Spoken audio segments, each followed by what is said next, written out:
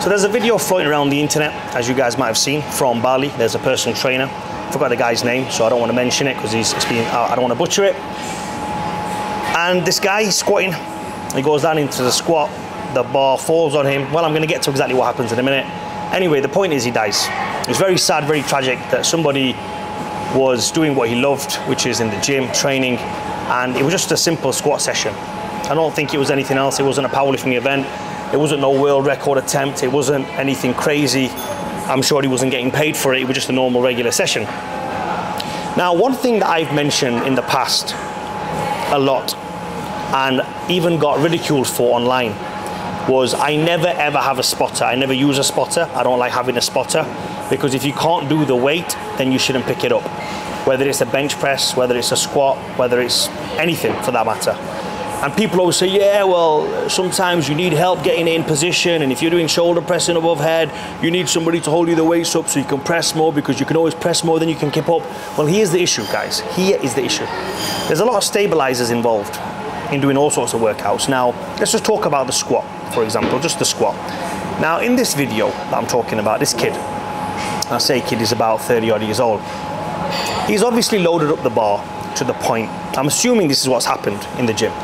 And it's probably accurate, because I know I've been around the gym and I've seen this scenario play out so many times. I've lost count the amount of times I've seen this scenario play out. And remember, guys, I've owned 7 gyms. I've sat behind counters of 7 different gyms that I owned. I've been in multiple gyms. I still train every single day. So the amount of gym hours that I've put in, not just training wise, that it would probably take a normal guy who trains 2 to 3 hours a day 5 lifetimes to tally up to the amount of hours that I've put into a gym and the amount of things that I've seen in the gym. And you know, you can work it out and you'll figure it out and you'll think, actually, yeah, the guy spent 10 hours a day in gyms for almost 10 years of working there, plus training, plus traveling, plus everything else. So yeah, I have got the gym hours. And I was PTing before that as well. Point is, we know how it goes. You're trying to weight, you think, oh, this was easy. Not knowing that you had a spotter behind you and he was lifting half the way up for you. Ego lifting, as we call it. We've seen it loads. Then next man goes, that was easy, bro. Put some more weight on. And you think, yeah, put some more weight on. Yeah, let's go for it. Let's get the belt on. Let's get the straps on. Let's get the wraps on. Let's go under the bar. He goes under the bar again, and the spotter, the way the guy, I'm going to say this first, and it might be a bit harsh saying this, but I'm going to say it. The spotter killed him. From what I've seen of that video, that's murder. Straight up murder. Now, I'm not here to say whatever. I don't care, bro. I don't care. I don't know any of the parties. You showed me that video.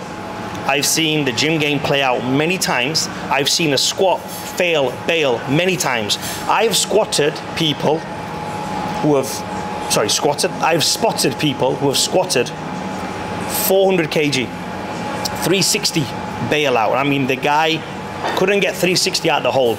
I picked him up out of the hole and we racked the bar. There's videos of that. I might share it. In fact, no, you know what? I won't share it because the person in question probably doesn't want to show his failed attempt. I'm an expert spotter. I've been around the gym. I know exactly what I'm doing. I've been around powerlifters. I know exactly what to do. And the point I'm trying to say is his death, unfortunately, it was preventable. It was preventable from 2 angles. One, he could not handle the weight. The second you pick up that weight, whatever the weight is, and you walk out with that weight and your body's swaying side to side, in powerlifting, in a proper powerlifting setting, you are not allowed to start the lift until the bar is settled. Watch any powerlifting competition. Unrack, walk out, set. And every single time you walk that bar out, as powerlifters we're taught this, let the bar settle, let it stop shaking. He did not set the bar. That's the first thing. He was shaking the way out. So he had no business handling that weight. The gym is a very dangerous place. It will be the last place he ever stepped foot in. Unfortunately, he's dead. And there's a lesson to be learned in all this. There is no need to ego lift out there. There is always someone stronger. There is always next week. There is always tomorrow. There is always next year. You carry that weight out and your body's shaking. The first thing you want to do is put it back. There's no ego involved. No one really gives a shit whether you can do it or not. Put the bar back. Secondly, number 2, and this is my main point. When you're in the gym and you're out absolute idiots, gym bros that have been training for 20, 30 years, and they don't know dick about the gym game. Oh, do a bit of lifting, he's got a vest on and he looks whatever. That doesn't even look in decent shape, the spotter. He is spotting this young chap, say young again, he's 30 years old, and he's holding the bar. When you are spotting somebody, you should not have your hands on the bar. You should be right under his armpits. That's where you want your hands. Right close to him, squatting right behind him, under his armpits. Now here's the issue with that. I don't know how long that session was for. I don't know if this chap knows each other, but I would never ever go and spot somebody on the last set. I need to be able to observe this guy, what he's doing, where his angles are, how many steps he's taking back. I mean, I'm an expert in this. I'm an all-out expert in spotting. I've done many, many powerlifting meets where I have been the main spotter from behind. You need 3 spotters when it comes to 1 rep maxes, 1 on either side and 1 guy behind. I've been the main spotter behind because I know I'm a professional in that situation.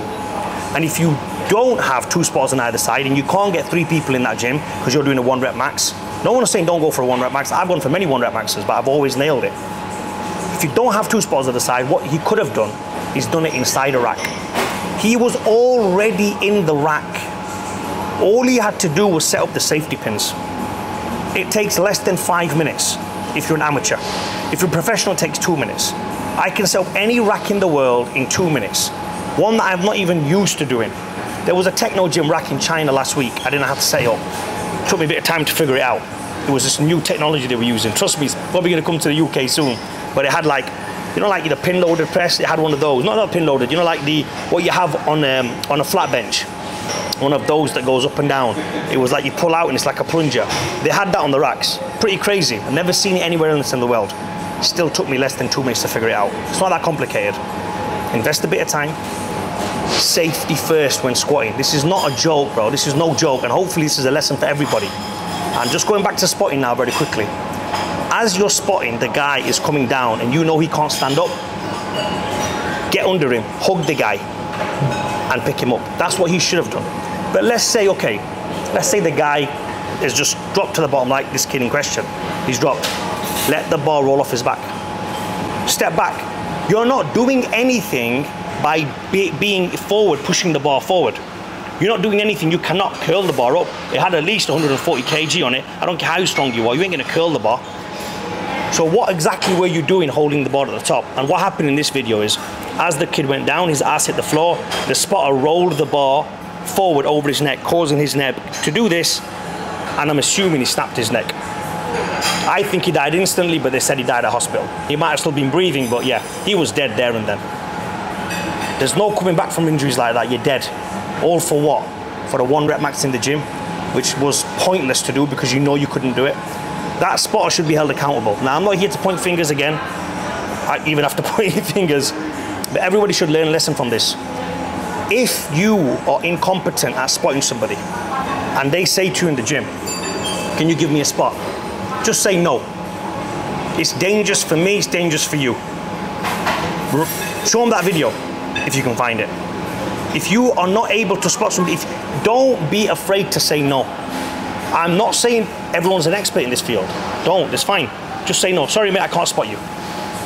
Not for me to do. It's very dangerous. Go squat in the squat cage. Put the pins on either side. Put it so that the bar is about 1 inch away from you. So if anything happens, if anything's dangerous, you can just bail out. You ain't gonna kill yourself.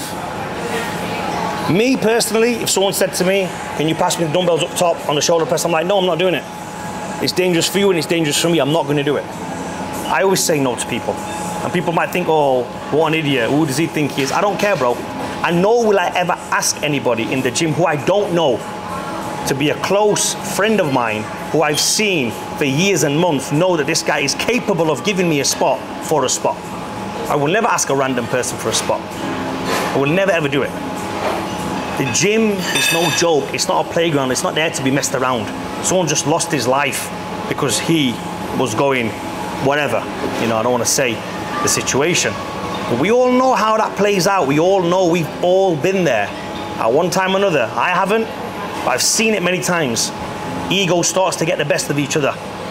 And this is what happens. It ends up costing us lives. So I know, sorry guys, this is bit of a serious video. I wanted to keep it lighthearted, but someone's died, and you know, it's very, very sad that he's a member of our community, the gym community. And when we see stuff like that, it touches you, it hurts you, because you think, you know what? I've been in that situation. I've had the squat, the bar on my back. I know what it feels like to be struggling at the bottom. And I know that that could have been preventable. So hopefully this video gave you guys some value and might even save you a life or two in the process. Next time you're in the gym and someone says to you, can you squat? And you say no because you watched this video, you might have just saved someone's life. You don't know. It's the gym game, bro. Be very, very careful with each other's lives, guys.